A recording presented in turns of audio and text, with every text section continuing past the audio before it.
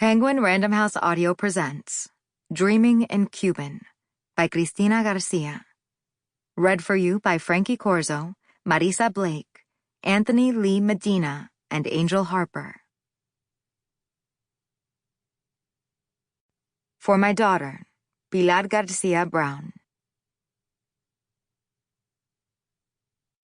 These casual exfoliations are of the Tropic of Resemblances. Wallace Stevens.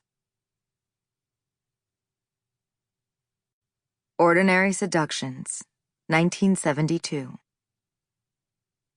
Ocean Blue. Celia del Pino, equipped with binoculars and wearing her best house dress and drop pearl earrings, sits in her wicker swing guarding the north coast of Cuba.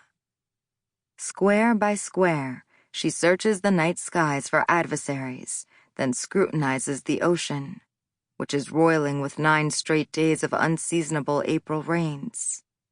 No sign of gusano traders. Celia is honored. The neighborhood committee has voted her little brick and cement house by the sea as the primary lookout for Santa Teresa del Mar. From her porch, Celia could spot another Bay of Pigs invasion before it happened.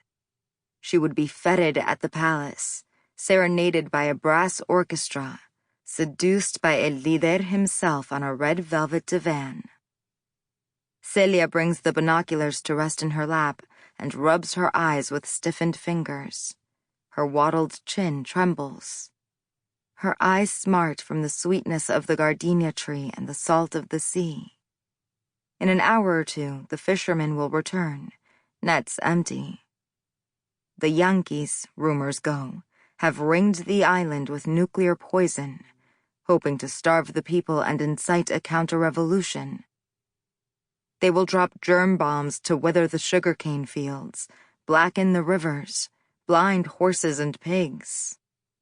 Celia studies the coconut palms lining the beach. Could they be blinking signals to an invisible enemy? A radio announcer barks fresh conjectures about a possible attack and plays a special recorded message from El Líder. 11 years ago tonight, compañeros, you defended our country against American aggressors. Now, each and every one of you must guard our future again. Without your support, compañeros, without your sacrifices, there can be no revolution. Celia reaches into her straw handbag for more red lipstick, then darkens the mole on her left cheek with a black eyebrow pencil. Her sticky graying hair is tied in a chignon at her neck.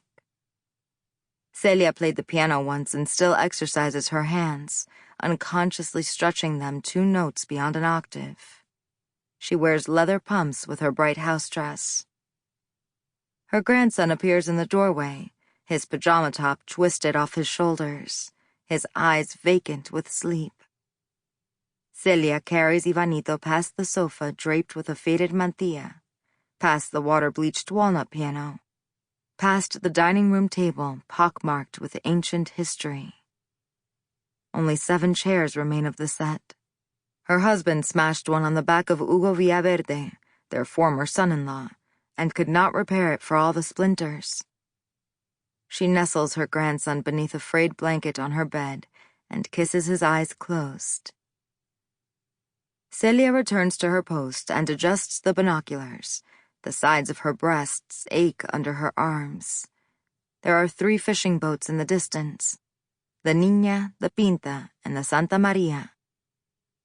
She remembers the sing-song way she used to recite their names. Celia moves the binoculars in an arc from left to right, the way she was trained, and then straight across the horizon. At the far end of the sky, where daylight begins, a dense radiance like a shooting star breaks forth. It weakens as it advances, as its outline takes shape in the ether. Her husband emerges from the light and comes toward her, taller than the palms, walking on water in his white summer suit and Panama hat. He is in no hurry.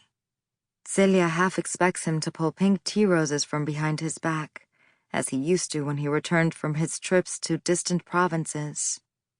or to offer her a giant egg beater wrapped in brown paper. She doesn't know why. But he comes empty-handed.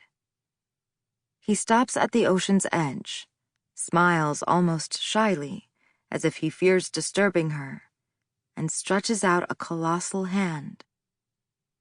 His blue eyes are like lasers in the night. The beams bounce off his fingernails, 5 hard blue shields. They scan the beach, illuminating shells and sleeping gulls, then focus on her. The porch turns blue, ultraviolet. Her hands, too, are blue. Celia squints through the light, which dulls her eyesight and blurs the palms on the shore. Her husband moves his mouth carefully, but she cannot read his immense lips. His jaw churns and swells with each word, faster, until Celia feels the warm breeze of his breath on her face. Then he disappears. Celia runs to the beach in her good leather pumps. There is a trace of tobacco in the air. "Jorge, I couldn't hear you. I couldn't hear you." She paces the shore, her arms crossed over her breasts. Her shoes leave delicate exclamation points in the wet sand. Celia fingers the sheet of onion parchment in her pocket, reads the words again, one by one, like a blind woman. Jorge's letter arrived that morning, as if his prescience extended even to the irregular postal service between the United States and Cuba. Celia is astonished by the words, by the disquieting ardor of her husband's last letters. They seemed written by a younger, more passionate Jorge, a man she never knew well. But his handwriting, an ornate script he learned in another century, revealed his decay. When he wrote this last missive, Jorge must have known he would die before she received it. A long time ago, it seems to her, Jorge boarded the plane for New York, sick and shrunken in an ancient wheelchair. "Butchers and veterinarians," he shouted as they pushed him up the plank. "That's what Cuba is now." Her Jorge did not resemble the huge, buoyant man on the ocean, the gentleman with silent words she could not understand. Celia grieves for her husband, not for his death, not yet, but for his mixed-up allegiances.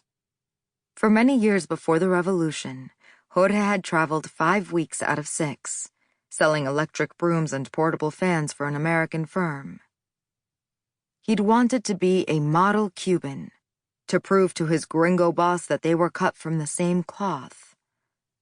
Jorge wore his suit on the hottest days of the year, even in remote villages where the people thought he was crazy.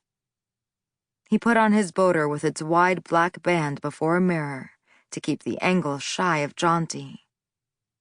Celia cannot decide which is worse, separation or death.